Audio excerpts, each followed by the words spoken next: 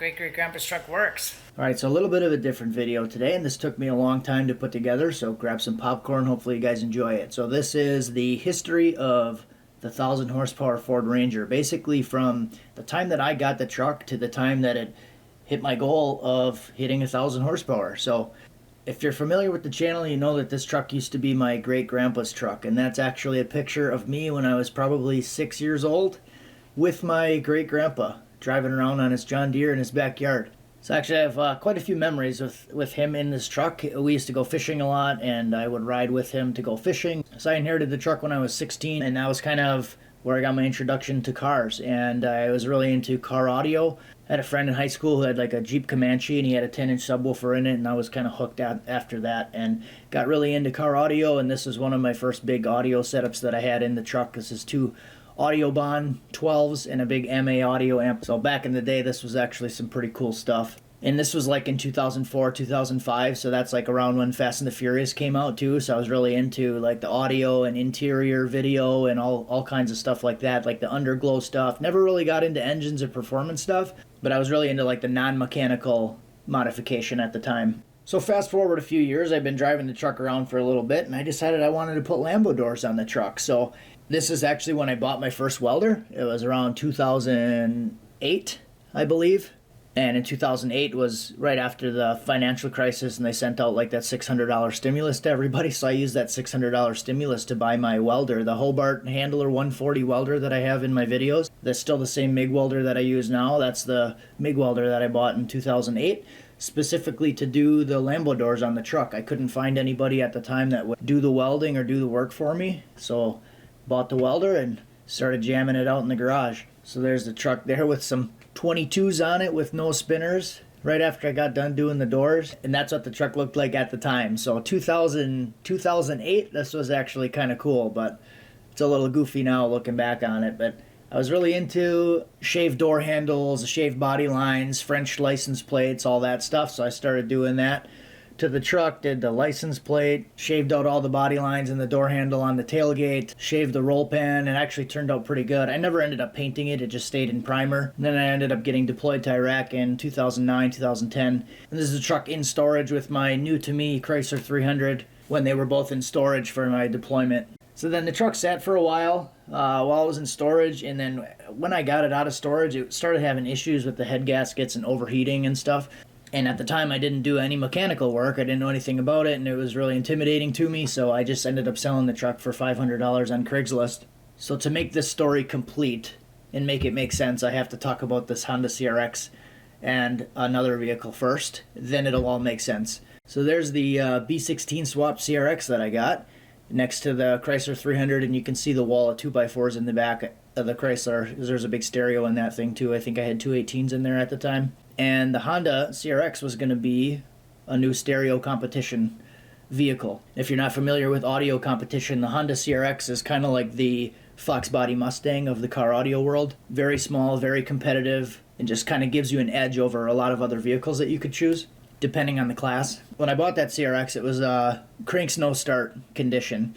So I figured I could probably handle crank snow start. It's probably like a bad wire or something like that, simple. Little did I know it actually had a lot of other issues. It was not very well put together, and I drove like a couple hours to go pick the thing up, so I wasn't going to just waste the trip, even though I knew I was like way in over my head at the time. So I ended up troubleshooting this thing a lot, and then this is kind of what gave me my crash course into doing engine work. So I had to like rewire the whole car, so I learned a lot about like the ECU pinouts, how the engine works, because at this time when I picked this up, I didn't even know how a four-stroke engine worked, like basic functions of an engine. So this was my crash course into how the engine worked, the mechanical stuff, the ECU stuff, the wiring. So when I finally got the car together and actually got it running, I found out that it had a hole in the piston, and the damage was bad enough that it wrecked the cylinder wall, and I had to put a new bottom end in it. And I didn't have a hoist or anything at the time, so I ended up dropping the engine out of the bottom of the car with two skateboards, just a floor jack and two skateboards,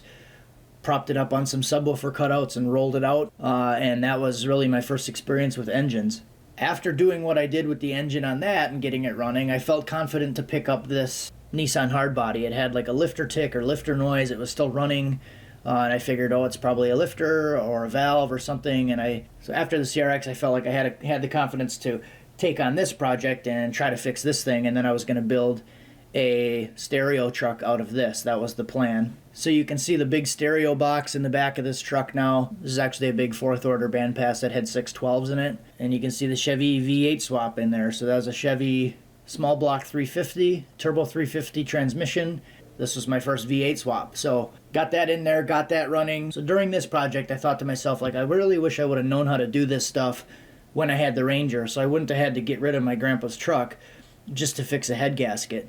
So that really got me thinking while I was working on this truck, like, I wonder if I could find that truck and get it back. So then I started my search of trying to find the truck. I contacted my insurance company. They were able to give me the VIN number. I was able to trace it down with the VIN number and find the truck, find the guy who owned it, and I contacted him and asked him if I could buy it back, and he ended up selling it back to me. So I gave him $4,500 for it and got the truck back, and here's the day that I bought it. I drove it over to my grandparents' house, and they were able to see the truck again. So this is actually my grandma's dad's truck, so she's all happy to see the truck again. So it was a really cool thing to be able to find this, buy it back, and really cool of the owner at the time to actually sell it to me, because this was his daily driver at the time.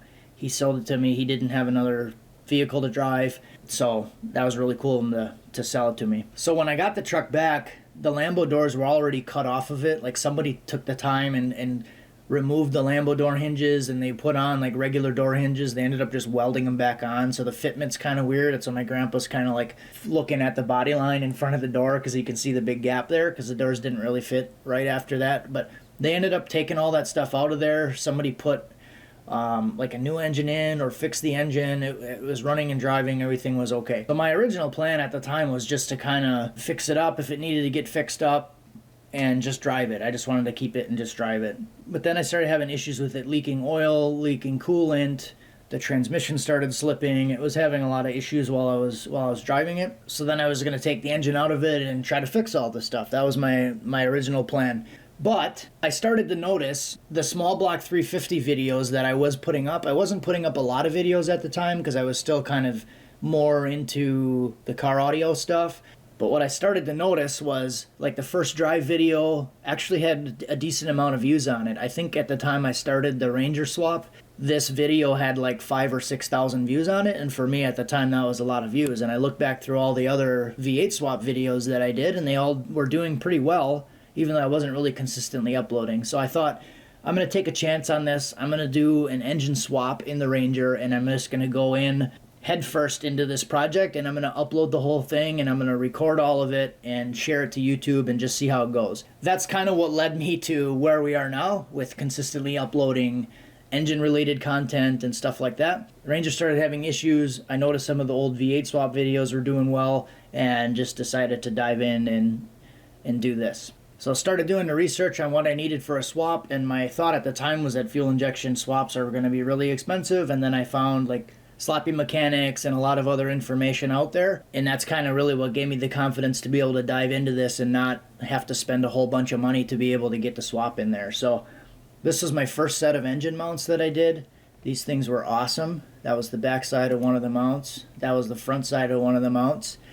And little handler Hobart 140 welder slapping some scrap steel in there, and these mounts were actually in the truck for years. 4L80 on there with just some square tubing, and then I ended up just welding it right to the factory crossmember thing that was there. That was my mount. Cut the bottom out of that square section. It's actually 3 pieces welded together because I didn't have a piece that was long enough and I didn't want to go buy more. So just welded them together and threw the thing in there. Here's the first crack at doing some exhaust work. I ran it like that for a little bit, just with that pipe shooting down out to the side. There's the engine sitting in there for the first time. Looks nice. And then doing some wiring work. So that's pretty typical of what it looks like for a stock harness LS swap. But I did a lot of work to actually integrate a lot of this stuff into the factory fuse box, like the starter circuit and the fan circuits and a lot of all that other stuff. I was able to actually integrate it into the factory fuse box. So I think it looked pretty good that way. And then after you get the engine and transmission in, what do? You got to do a first start. So here's the first start video. This is the legitimate first start ever on the channel of an LS in the Ford Ranger.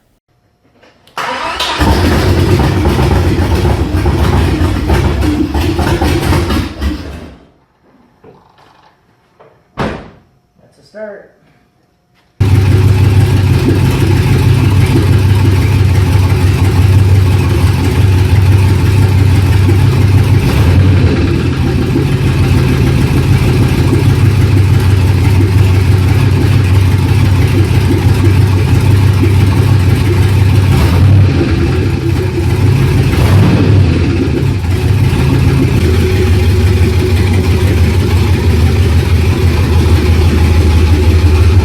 Today's the day, the moment of truth. The day we find out what we all want to know. How much power does the truck make?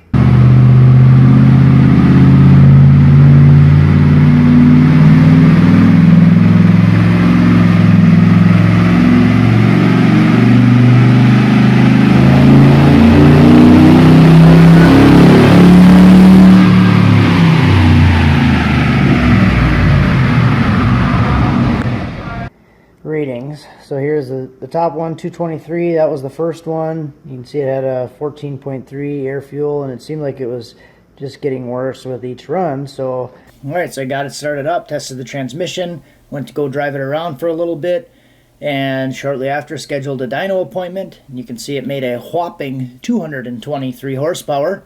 And at the time, I had no idea if that was good or bad. And I remember asking, I think it was the owner at the time of Redline Performance, if that was normal. And he said, no, it's down on power, like there's something wrong with it. I asked him if he thought that it was maybe just like an old, tired engine. And he said, no, these things normally do a lot better than that, even when they're really old. Of course, I did what every self-respecting enthusiast would do after their tuner tells them that they can't even make a full run because there's a problem. I took it to the track.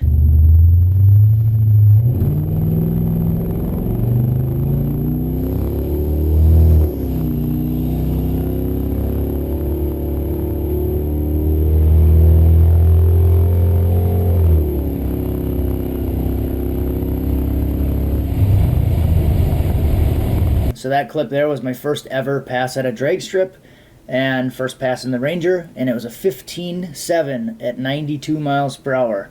So at the time, I didn't know or understand that there was actually a problem or what the problem was, and I ended up finding that I had a problem with my intake air temperature sensor circuit, and it was actually shorted out, so it was reading like negative 38 degrees, and I was able to figure that out actually after buying HP tuners. So that dyno session, I paid $100 for that, and it was for 3 pulls on the dyno. I knew I wanted to make more changes to this truck, so I ended up just buying HP tuners because I wanted to put a turbo on it, and I didn't want to be spending a bunch of money to go to a tuner. So buying HP tuners also helped me identify that this circuit was bad, because when I hooked up the scanner, the IAT circuit showed red, and I knew there was a problem with that, so I was able to actually trace it down, find out what the problem was. So then the first thing I did, obviously, was I enabled the power enrichment and fixed the intake air temperature sensor circuit. So going from that bad IAT circuit with no power enrichment to fixing that thing and having power enrichment was like a night and day change in the truck, and it drove a lot better.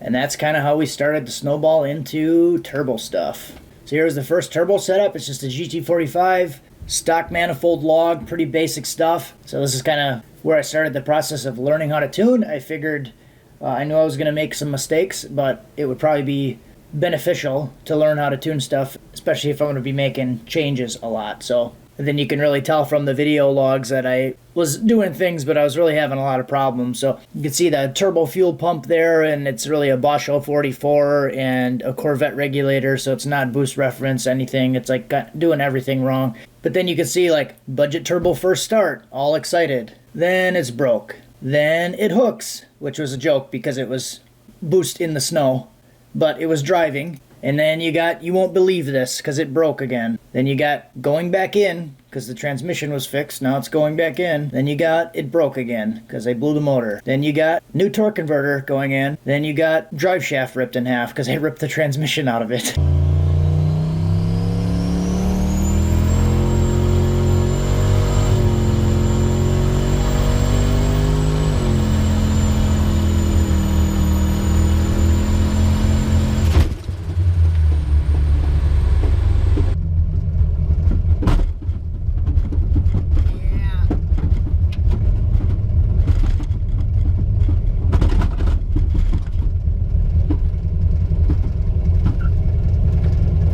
So it is really cool to be able to go back and look at that stuff, because in that data log you can actually see the torque converter was locking up, and this is a stock converter, and you can see that it downshifts from 3 to 2, locks the converter, it locks through the 2-3 shift, and then it stays locked until I lift it, and right when I lift it is when it broke. So it's cool to be able to see that stuff, because at the time I was doing that, I had no idea what to do with a converter, locking or locking, like locking through shifts, not locking, single disc, triple disc, didn't know anything about that stuff. I was just out sticking my foot through the floor, really. So that just kind of shows like the timeline of a lot of the early struggles that I had with this thing, and learning a lot along the way. So if we go back to this, you won't believe this clip with my hand over my face, that's actually when the transmission stopped working. So I just got everything driving, and then the transmission stopped working, and I was just planning on getting a new 4L80, but I asked in the video, what do you guys think I should do? Should I try to rebuild it, or should I just get a new one and forget about it? And it was unanimous in the comments. Everybody said rebuild it, and that's what I did.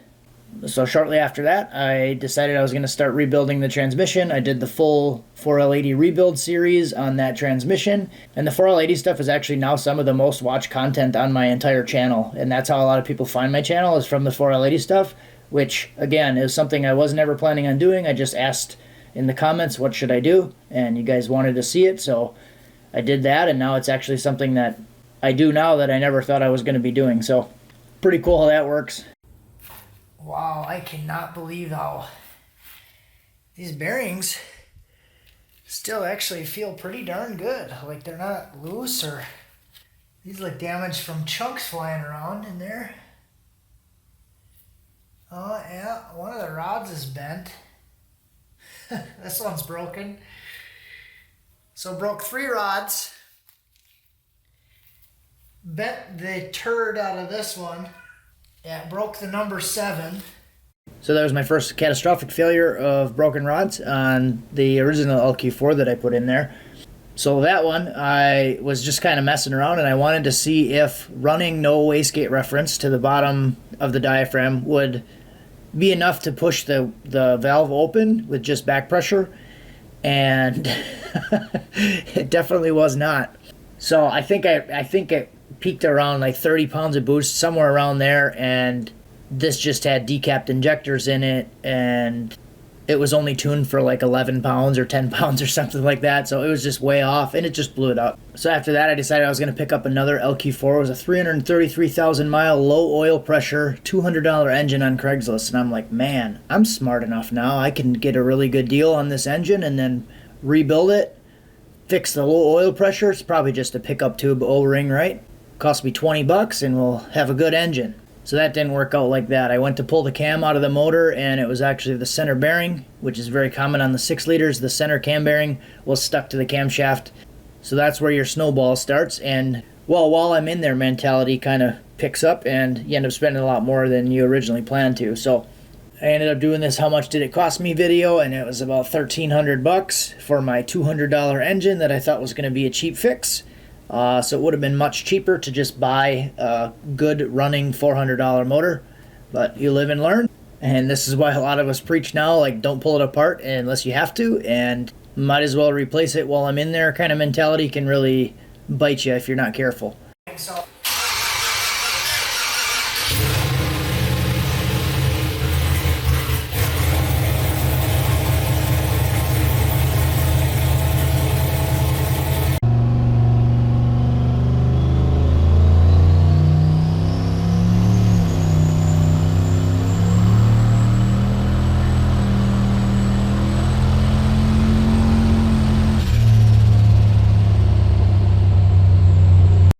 Alright, so I started taking it out a little bit more. I was able to get a little bit more consistency out of it, running it at around 10, 11 pounds of boost. So I started making some other upgrades to the truck. I put some traction bars on it. I upgraded the fuel system to Walbro 450 fuel pumps, and I put a boost reference regulator on it and took it to the track again. And this next clip is kind of an untested pass after I put the fuel pumps in. So I just upgraded the fuel system, didn't do any testing, and then just went to go test it out at the track.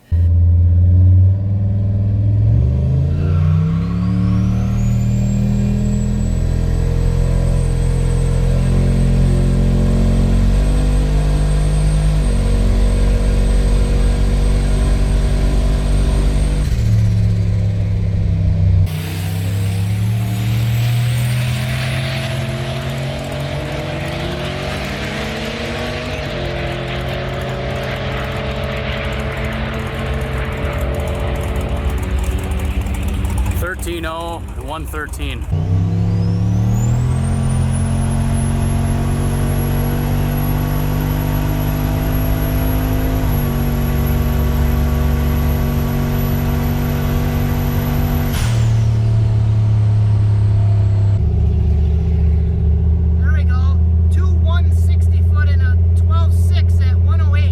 Alright, so here's another funny video sequence, adding flex fuel, and then we got dialed in, working great, and then the next video, it's broke. So we did that quite a bit in this series. So this time that it broke, I actually broke piston 5 and 7, and I bent all of the rods on the driver's side, and this was a really odd situation. It was a very short pull, I just started to get into it, and then I heard it knocking, and it was like, immediately just bent all the rods and broke 2 of the pistons. So what I ended up finding from this one, from reviewing old videos, was when I installed a blow-off valve, because this truck didn't always have a blow-off valve on it, I installed a blow-off valve, and when I was installing the blow-off valve, I actually bumped the radiator cap, and I was able to see at the end of the video installing the blow-off valve that the radiator cap was actually twisted. So next time I went to go drive it, I just got it up to temp and started to roll into it, and then it immediately broke it. I think it was just the combination of not having a pressurized cooling system, was getting hot, and started to roll into it. Broke it. So I went ahead and got that stuff fixed up. I ended up having a different set of pistons and rods. I never pulled the block out.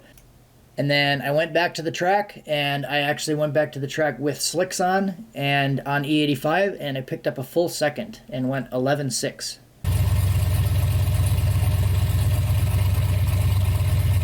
So I got a couple clips from this pass I just wanted to point out before I play it, how pumped Hunter gets when this thing hooks and goes. So that's always cool to see, like somebody that you go to the track with, they're excited for you, and you know, he's done a lot behind the scenes to like help me and coach me through some of this stuff because he had a lot more track experience than I do. He's a good driver, especially with front wheel drive stuff. So especially in these early days, I lean on him a lot to help me through a lot of stuff, so it's cool to see that he's pumped about it, and there's some clips in here of him kind of like coaching me on the burnout and stuff like that.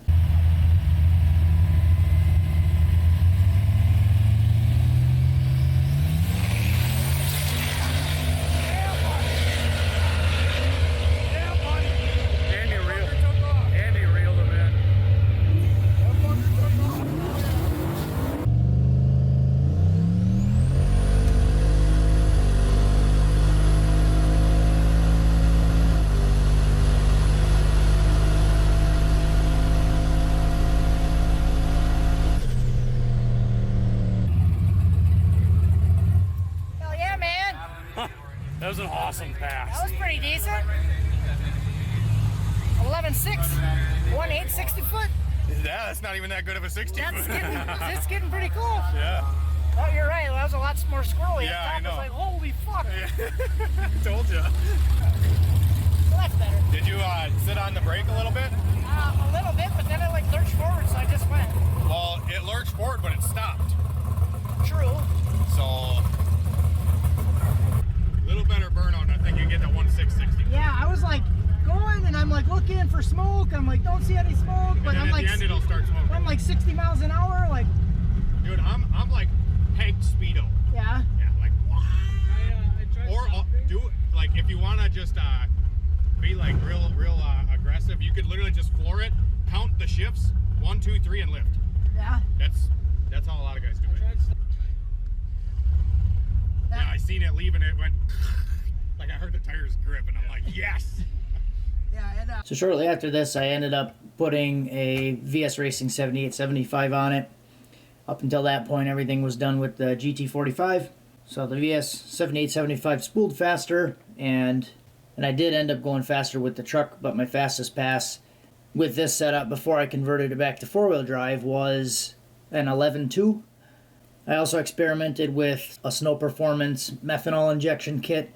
I was having issues a lot with like high intake air temps, and my injectors always seemed to be maxed out. So that was one thing that didn't really make sense with this build. Was it seemed like I was using a lot of injector for how fast it was going. I had decapped injectors, and I was basically to a point that where the injectors were maxed out a lot of the time. I was running like 100% duty cycle, and I was seeing a lot of knock retard, especially after switching to 85. There was a time there where I actually ended up mixing like 93 back in with the E85 to try to get some injector duty cycle back. The methanol injection kit wasn't on there very long. It did help with the intake temps, but I didn't really see any gains from it, and the pump actually failed probably like the second time that I was at the track with it. I didn't have it on the truck that long, and the pump actually failed. And then at the end of the season, the clip here, you can see that there's actually smoke coming out of the truck at the end of the pass.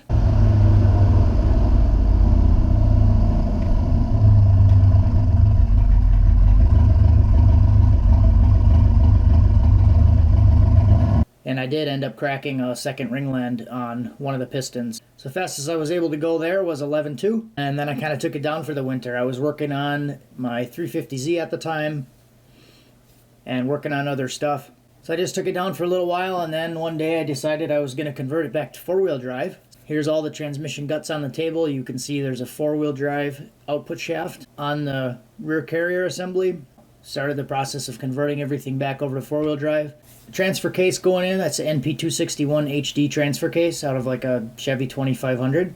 Ended up using a stock length Chevy 1500 front drive shaft, and it fit perfectly. I didn't have to modify the shaft at all. I just changed the U-joints on it. CV axles going in. Nice new axles on that big old rust bucket. It's another shot of the transfer case, and that skid plate underneath is actually the factory skid plate unmodified in its normal location, and it fit the 261 case perfectly. This is just a meme that I made when I was rebuilding the crossover for the truck, because that was the crossover that I had on it at the time. It was all aluminized steel, just MIG welded together, and that seam by the flex joint was probably like a 1-inch gap that I just welded over the whole thing, and then I wrapped. So that was a meme that I made, and it actually got shared by 1320 Video on Instagram, and they sent me a message, and I never checked my Instagram at the time, and I didn't see it till like a year later that they actually messaged me about this. Since I knew I was putting the four-wheel drive back in it, I thought it would be cool to actually put heat back in the truck. So I put a blower motor back in there because the factory stuff was all taken out. This is just a silicone intercooler coupler and like a 12-volt bilge fan that I stuffed up in the cowl, and that's what I ran. And I had bought a TIG welder for the 350Z oil pan project, so I decided to TIG this thing up out of some spare aluminum that I had and made a little blower box, and it actually turned out pretty decent.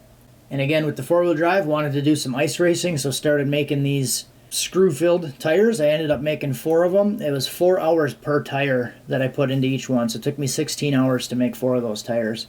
And then here's a pretty sweet pass on the lake.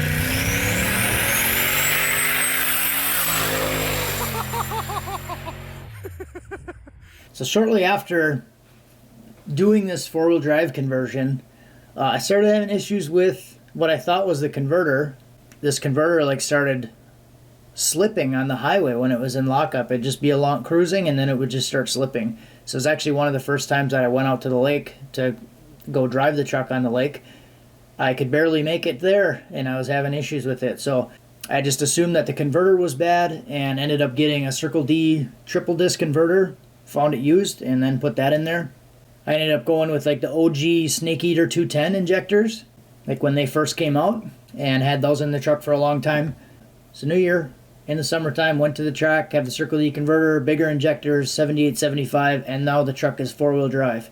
And these are the Ford Explorer tires that I have on there, and those are what I actually ended up running for a long time. So there I was all excited to have some rubber coming off of the front wheels, so when I would launch the thing and it would actually spin the front wheels. It would spin all 4.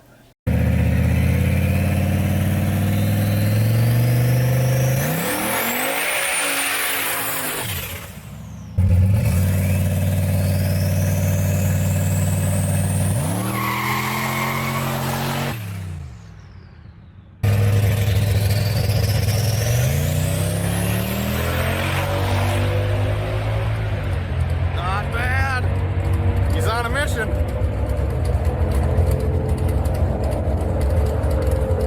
11.3, 123.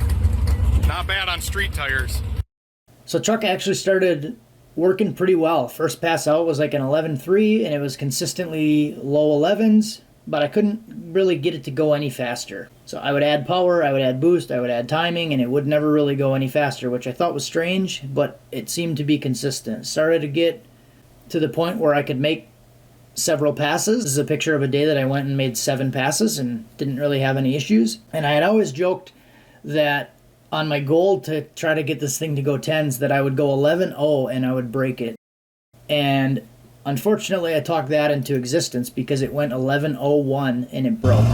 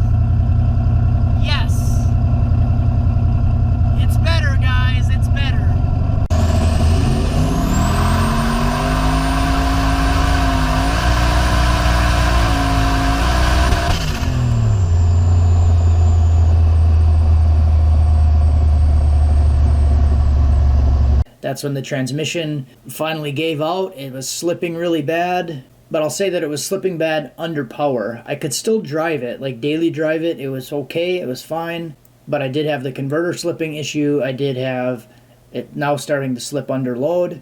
And then reviewing some logs, you can actually see the RPM. It would drop down after the gear change, and then it would spike back up and then flatline. Then the 2-3 shift would happen, then the RPM would come back up, and then it would grab. So it was like it was kind of slipping through all those gears. So I'm thinking that's why when I would add power, it would just never seem like it really wanted to go faster, and then the transmission finally gave out. So as I was trying to figure all this stuff out, it was actually Brooks from Brooks Garage YouTube channel. He messaged me one day and he looked at the logs that I had in the video, and he's like, hey, I think your transmission's slipping. But I actually had a transmission slip parameter set up, and I was trusting the transmission slip parameter, but I actually had the calculation wrong in HP Tuners, and it was showing me 0 slip, but the transmission was actually slipping. So when I recalculated, I was able to find out that the transmission was slipping. So it wasn't enough to fail, but it was enough that it wasn't holding and going any faster. So at that point, I just parked it, and then I worked on the 350Z, and I worked on the Banana Mustang that I had. And 11.01 was pretty much the final for that setup. Right, next up on the list for the Ranger, we had the triple turbo Ranger project. So this was a triple 3071 setup. This was just something that was never really intended to be anything serious. It was just kind of a fun project, kind of a clickbaity idea to see if I could generate some views and some traffic to the channel, which it never really ended up being too successful for that. There was one video that got embedded into a Speed Society article, and that one got like 15,000 views in about a day, and then it died off pretty quickly after that. The other main purpose for this project was it was a large stainless steel TIG welding project. So I never TIG welded stainless before doing this project, and it was an opportunity for me to kind of get myself into a project that I couldn't really walk away from without figuring out what I needed to do to get this thing to at least stick together. So big stainless project. It had some aluminum welding that needed to get done also.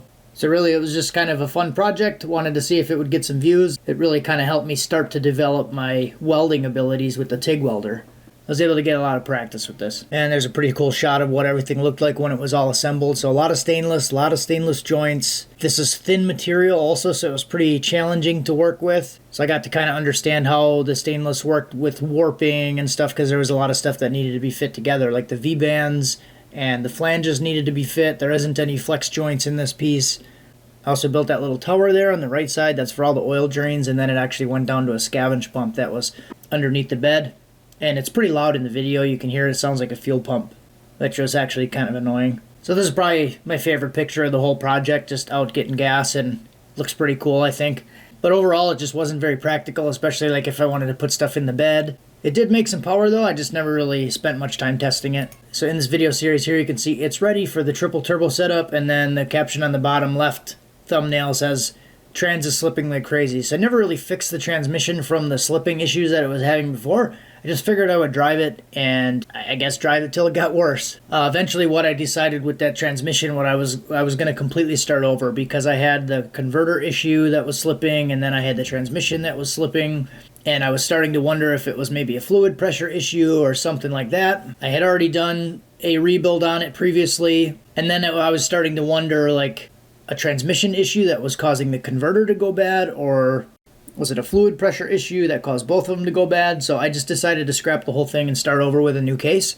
That's the one on the top right. It's actually a completely different transmission that I was putting just an HD2 kit in. So I didn't open this one up at all, just did the HD2 kit. So I didn't do the snap ring because I never took the pump off, which ends up getting me later. You'll see that. But we got 4L80 back in the Ranger, and then doing some pulls with the triple turbo setup.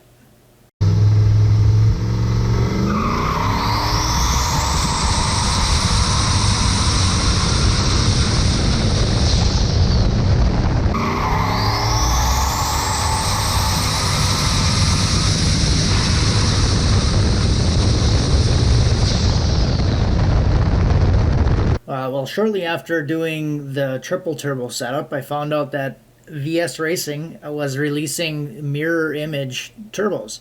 And mirror image turbos is something I've always really liked since I saw like Nelson Racing Engines doing it a long time ago. Then when I realized there was a budget-friendly option for mirror image turbos, I had to do it. So I wasn't really attached to the triple turbo setup. Those turbos came out, and that's something that I really wanted to do, so basically ripped everything out and got the twin turbos and started to build that thing. The setup actually went together really easy because it's just using the stock truck manifolds, and then it only has like a 2-foot runner right to the turbo. It's really not complicated at all. And then the downpipes I just ran right on the outside of the frame. The intercooler setup was really simple. It's just a 2-in, 2-out intercooler. I think I got it for like $70 on eBay. There really wasn't a whole lot to this build series. The most logical choice for a video title after doing a large welding project is Twin Turbo LS Ranger Wastegate Booger Fest. And that was one of the first videos in the series. So in this picture you can see the Banana Mustang, and you can see a shot of the intercooler. It's just the 2-in, 2-out style. And I really like this picture. It's just pretty cool seeing two Twin Turbo LS Fords next to each other in the same garage. So when I did this twin turbo setup, I also put a Holley Terminator X on it. Like, this combination was really kind of a game changer for this truck. So these turbos going to the Holley. I also added a True Cool 40,000 gross vehicle weight transmission cooler. And kind of all that stuff together has really been a game changer for the truck. Like, the transmission stays really cool. The turbos work really well. The ECU works really well. The truck like really became something different after that.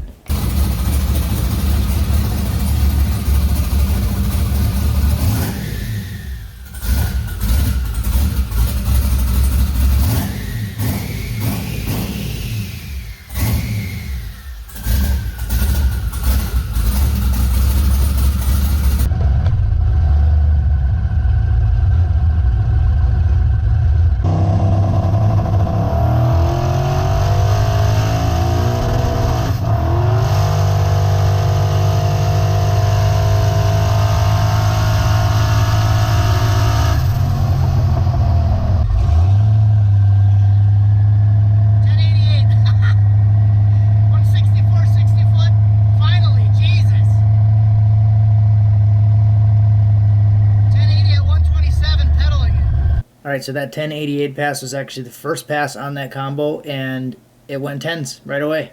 And the little rev limiter that you heard was actually second gear being broken. The intermediate snap ring was broken. If you remember, I said I didn't do the complete HD2 kit. I never took the pump off to do the snap ring, and it actually broke the snap ring the first time I took it out.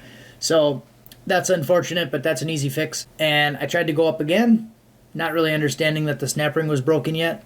And it did the same thing, but it actually went faster. It went 1070. This combination met the goal of going 10s on street tires, went 1070 with a broken second gear. Alright guys, so what is the next logical step after you just met your goal with something? Do something really dumb, right? So at this time, I had recently just gone 8s with the Banana Mustang, and then this truck just went 10s, which was my goal for that, and I was actually starting to work on the Turbo Escalade project.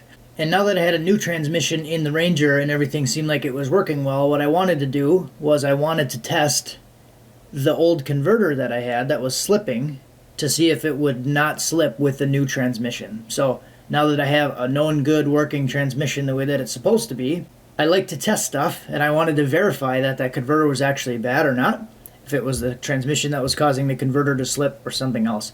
So what I did, I put this video up. It was punishing myself for science because I wanted to test it and see what actually happened with this converter.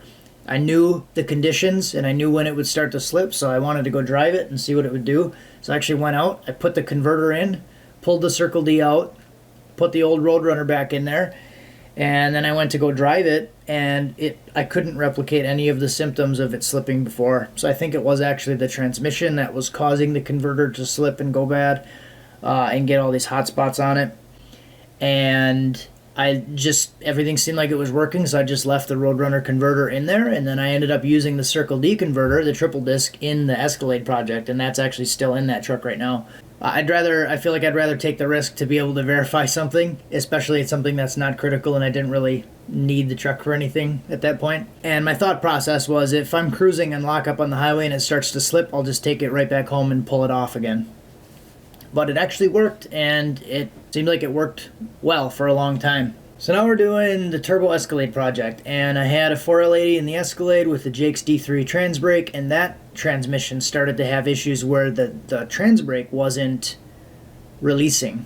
It was binding while I was driving, and it wasn't releasing, and I was having issues over there. So what I did, because I had the 4L80 in the Ranger, I took the Jake's D3 valve body, and then I put it on the 4L80 in the Ranger, because that transmission was working fine. So I switched everything over to the 4L80 in the Ranger to see if the problems I was having with the valve body were going to follow the valve body or if they were going to follow the transmission. I took the valve body out of the Escalade, just did a dual feed mod in that one, and then that transmission started to work fine. So now I took the valve body over to a known good transmission, and the symptoms followed the valve body to the transmission in the Ranger.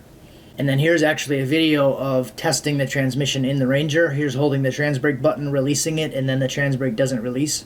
Locked.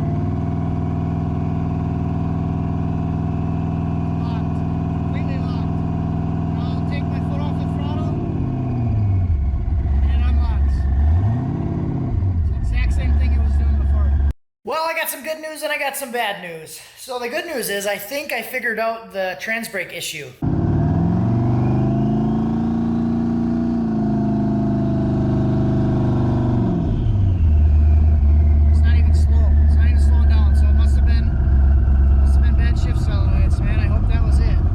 Up going with AC Delco solenoids for the two solenoids for the Transbrake. I'm going to try replacing the solenoids that came with the Transbrake with new AC Delco solenoids. Put the AC Delco solenoids in there, and then as soon as I put it in reverse, I could tell there was a difference. And I went out and tested it, which you'll see in the video. Tested it, everything seemed like it was working really good. It was working well enough that I was going to go to the track.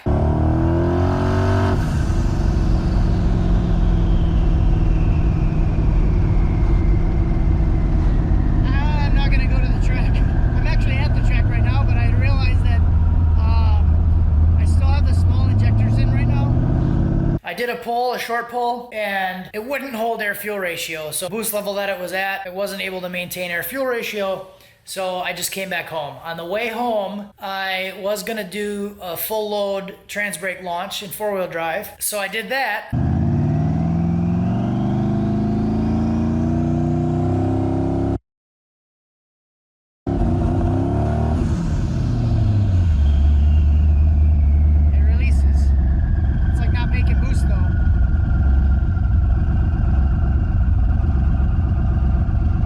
And then I started having issues with the transmission again.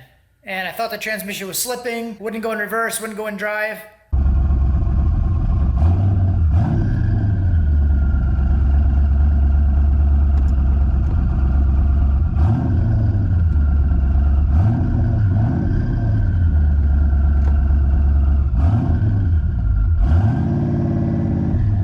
But I felt like there was too much metal to be a bushing, and this scoring wasn't bad enough to cause all the metal that I saw. So when I got home from work today, I decided that I was going to cut the converter apart. I was just kind of irritated with the whole thing, so I just took a grinder to it with a cutoff wheel and cut the converter apart. And here's basically what I found.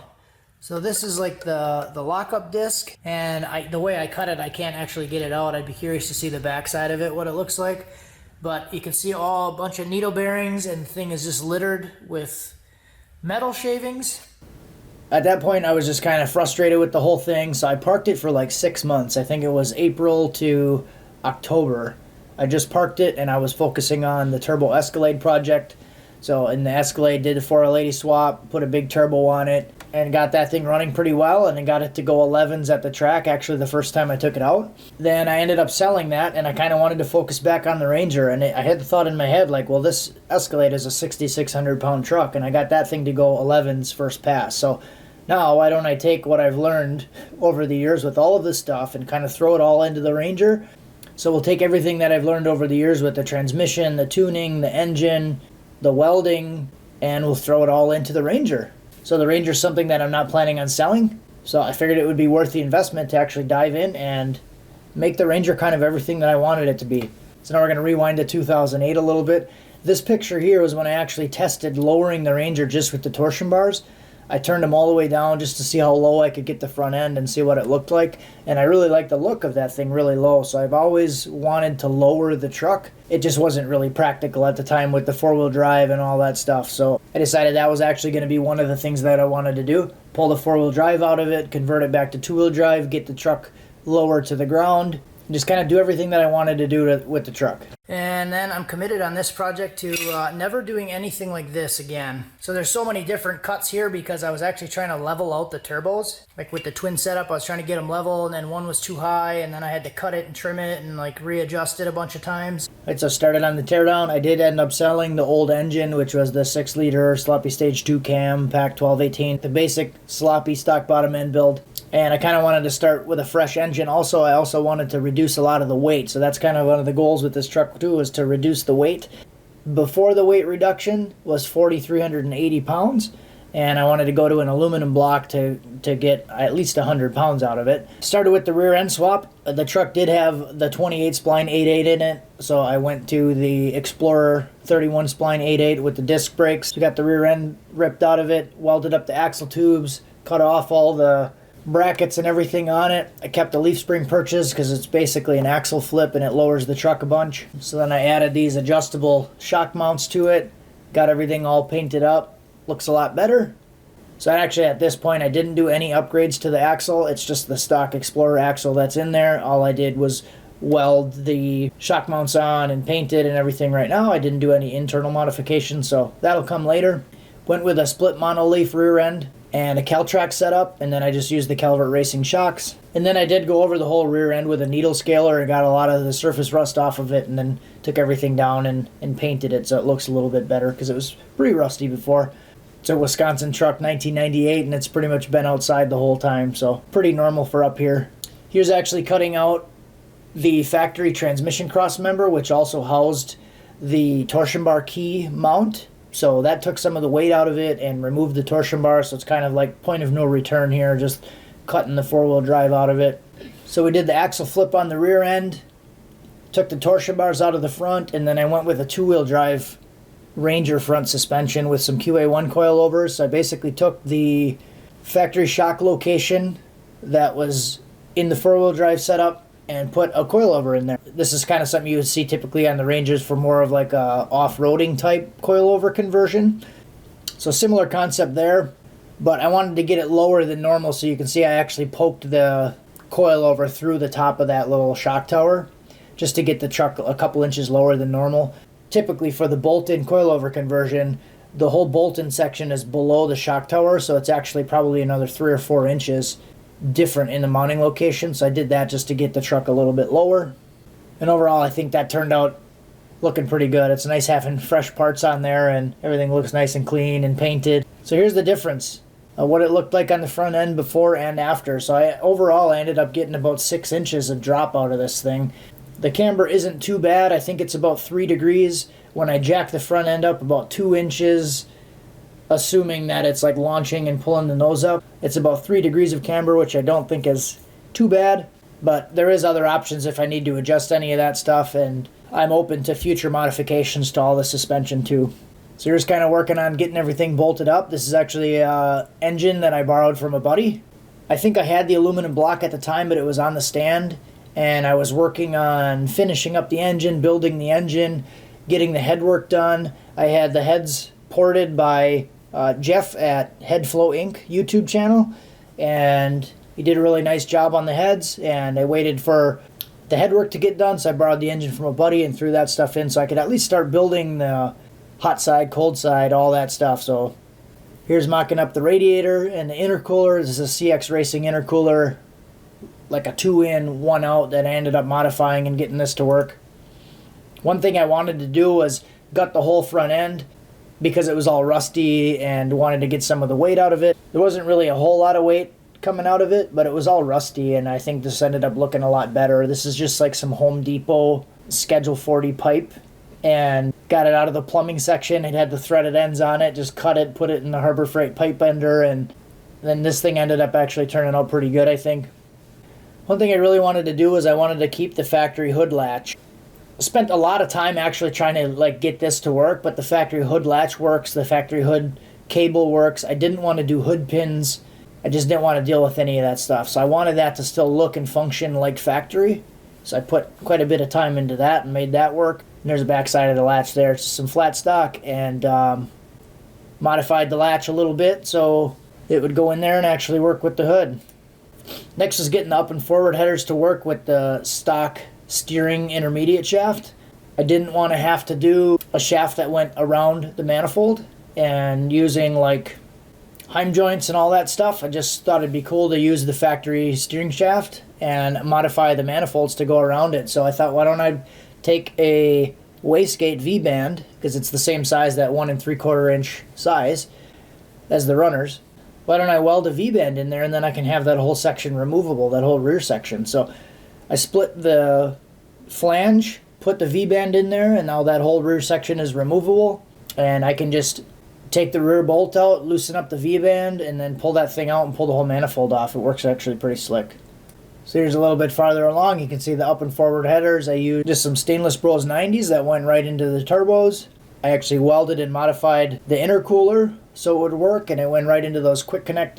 They're PQY quick connect couplers, and those are actually really cool. So I really like how this turned out. Nice symmetrical look, and it definitely looks a lot better than the initial work that went into this thing. There's a top view while I was working on it, a little messy with all the parts all over the place. And in this shot, you can also see the steering shaft going through the manifold and how that all worked out. I went with all AN hoses for the radiator, trying to keep safety in mind for if there's a blown head gasket and doesn't blow the radiator hose off. Trailblazer SS intake, which was actually donated from Brooks at Brooks Garage YouTube channel. He had it laying around and knew I needed an intake, so he sent that over, so thanks Brooks. Holley mid-mount accessory drive, a little pricey on the accessory drive, but definitely worth it to get everything compact to where I needed it. I wouldn't have been able to do the setup how I wanted it if I did many of the other different accessory drive options, especially keeping the AC compressor. Because I do want to put AC back in this truck, so that's ready to go for that. And it has a Snake Eater Bosch 1400s, the GB line 1400s, a BTR Stage 2 twin turbo cam, Pro LS pistons and rods, stock crank, and then use shipbox supply for all of the AN lines, the hose, the V-bands. It has a Circle D converter that I ordered through Jack Roberts at Squirrel Tuned, and it's spec'd by Pete at Circle D, and the thing seems wonderful so far. It's kind of a night and day difference, like buying an off-the-shelf converter versus one that's spec'd for your exact build. This picture here is just a passenger side view of the passenger side downpipe, and you can see the aluminum bracket that was made for the coil packs. The idea was to use the up and forward header with the coil packs in pretty close to factory location. But what I did was I raised them up and I kind of tucked the bottom side in a little bit to get the plug wire away. So there's actually like an inch and a half of clearance around that header to the plug wire. I mean, I don't have a whole lot of drive time on it at this point, but it seems like it's actually working pretty well, and I don't think I'm going to have any risk of burning it. It'll be nice to see what it does after, several long trips, but I have quite a few hours of drive time on it now, and like 20 consecutive dyno pulls, and no issues with any even heat or discoloration or anything on the plug wire, so it ended up working out pretty good so far. There's just a picture of a pretty nice looking weld bead. It looks a lot better than what I showed initially. And here's an inside shot of one of the purged pipes. So full penetration, purged and protected weld on the inside of the pipe. Here's the engine with the Summit Pro LS pistons. These are actually bored 5 over because the block that I got had a little bit of a scratch in one of the cylinder walls, but 5 thousandths took it out, so it's 5 thousandths over bore. These are the VS 6762 turbos, mirror image turbos. And I didn't machine the deck surface. That's why it looks kind of not completely shiny. I didn't do the deck surface, so we'll see if that comes back to bite me. I don't think it will, but that's why it doesn't look like completely machined, because it wasn't. There's the engine going together. Nice ICT billet cover because you got to add the extra shine on there. This one's the nice one, right? Stock valve covers, welded some 10AN bungs on there, did the wrinkle paint, and I really like the look of these things. They turned out pretty good. There's my son helping me with some of the transmission. So this transmission is the new transmission that was put in it. This is actually the one that had the metal go through it. So I cleaned everything out really well. Still has the Jake's D3 in it with the AC Delco solenoids. And transmission's not causing me any issues anymore. It's not binding, it releases, it does everything that it's supposed to do. So I was just really diligent with cleaning all of the metal shavings out of it and making sure that that wasn't going to be an issue.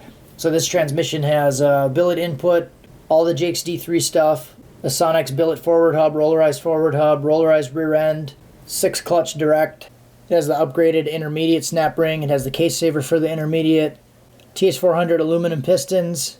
The direct piston is machined for an extra clutch, so it has 6 clutches in the direct. It has the Extreme Automatics pump saver plate, and it seems like a pretty good recipe for this build. And again, I'm also using the True Cool 40K transmission cooler with this one. It keeps the transmission really cool, like 110 degrees cruising around. It doesn't even get warm, so the True Cool is something that I will definitely always go with from now on. It's just such a good cooler. It doesn't need a fan. Works really well keeping everything cool. So here's the 3 fuel pumps in the back. It's just 3 AEM 400 fuel pumps, and one runs with the Holly all the time, and then the other 2 come on at about 8 pounds of boost. So I did just mount the 2 relays in the back right next to the pump. The red wiring is actually reused wiring from the power lead from the Holly Terminator X, because it comes with a really long black and red power lead, so I ended up just using the extra that I cut off to repurpose it for the fuel pump wiring, and because it's really nice wiring and I felt like it would work pretty good there. So the 3-to-1 merge on the spaceship is something that I just handmade on the lathe and then drilled out, weld some fittings on it, because I wanted to mount the pumps in this configuration with them straight and then go straight into a 3-to-1 without running any like extra lines or anything like that. And there's a fuel cell in the bed of the truck. I did initially have it in between the frame rails, but the way that the pumps were set up, they were kind of too low to the ground, so I moved the fuel cell up into the bed, and we'll see how that goes. I wouldn't be opposed to like a different pump setup and then moving the fuel cell back down in between the frame rails at some point, but this is good for now.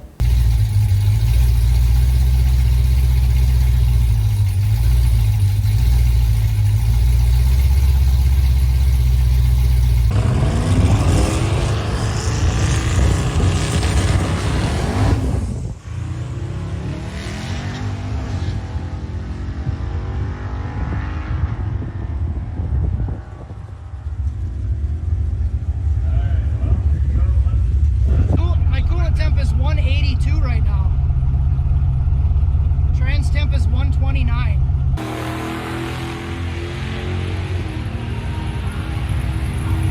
Thank you.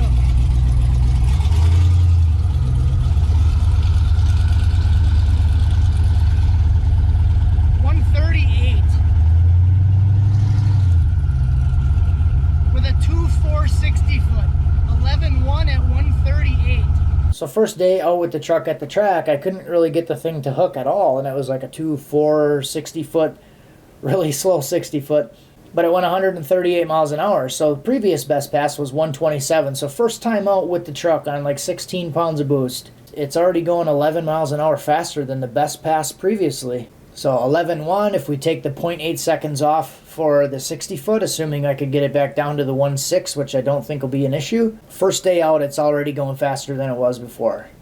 I think that's a really good starting point. There's a lot of improvement, a lot of work that can be done with 60 foot, adding power, stuff like that. A lot of overhead and forged pistons and rods. I feel like this is something that I can be confident to drive around, drive to the track, not have to worry about it blowing up all the time. And I was kind of surprised at the track with how fast it went, like the 138. I was pretty surprised by that. So right away I wanted to weigh the truck and see how much lighter it was, because I knew I took some weight out of it, but I didn't realize how much. I took it to the same scale that I normally would go to, and it was actually 3780 with me in it, where before it was 4380. So I got 600 pounds of weight out of the truck during this whole rebuild process, and I'm sure that contributed to the truck feeling like it was much faster. So I feel like it's definitely in a good spot. That's where I wanted the truck to be, like 3,800 with me in it. I feel like that's a pretty good spot. And then the next thing was to go to the dyno and see how much power we could make. And the goal was 1,000 horsepower, and here we go.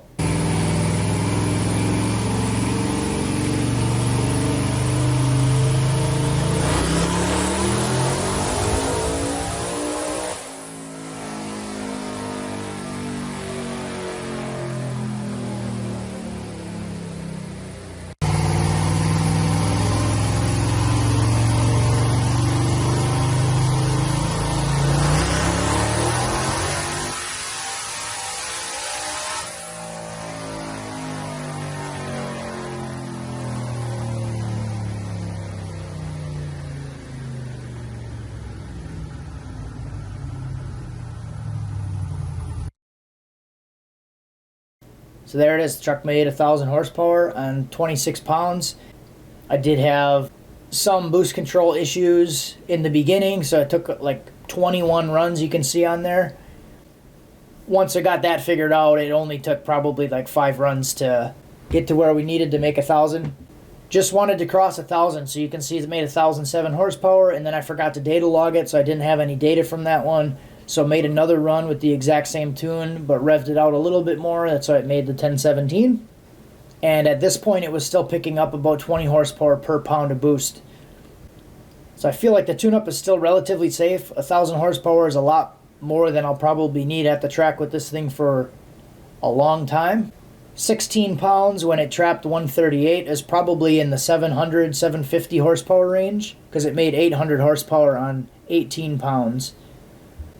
So there's still a lot of room getting the truck to hook up and work at the track before I should even think about adding any more power to it. So it's got more than enough power that I need right now. If I could get the truck to go like 9s consistently, I'd be pretty happy with that. And, you know, be able to drive it to the track, cruise around with heat and AC, and get it to run 9s consistently and not blow up, I'd be pretty happy. So that's pretty much it. The history of the Ranger from the time that I got it to now it making 1,000 horsepower, and more to come. My plan for this thing, hopefully if all goes well, is to just be able to drive it and get a lot of track content throughout the summer, and be able to take it out quite a bit and actually race it and make some passes, do some testing, and not be wrenching and working on it all the time. Because that was kind of the trend you could see throughout this video, is like I'm always working on it. Something was always broken. I'm always upgrading something. So the thought on this one was just kind of like build it how I want to, build it once, not have to be wrenching, not have to be rebuilding things all the time. I'm sure issues will come up and I'll still have to be working on stuff, but I don't want to be doing like complete rebuilds or taking it down for a month at a time. Maybe just little stuff here and there, work on it, have it ready by the next weekend, take it back out and just kind of work on dialing the truck in and making some improvements. And I feel like for the channel, that should help me hopefully be able to get some consistent track content and still be working on another project on the side, if the truck stays together, of course, where I can work on a different project and still be able to get some track footage, so kind of get some more variety on the channel. So that's kind of the future plan. So hopefully you enjoyed the video. If you made it this far, thank you, and definitely leave a comment and let me know you made it. It's kind of a long one. And it took me a long time to make this, but I'm glad I did it, because it'll be good for me to look back on in a few years and just kind of look back at some of this stuff. It was fun to make because it is kind of cool to go back and just see the progression over time. So thanks for watching. Have a good one.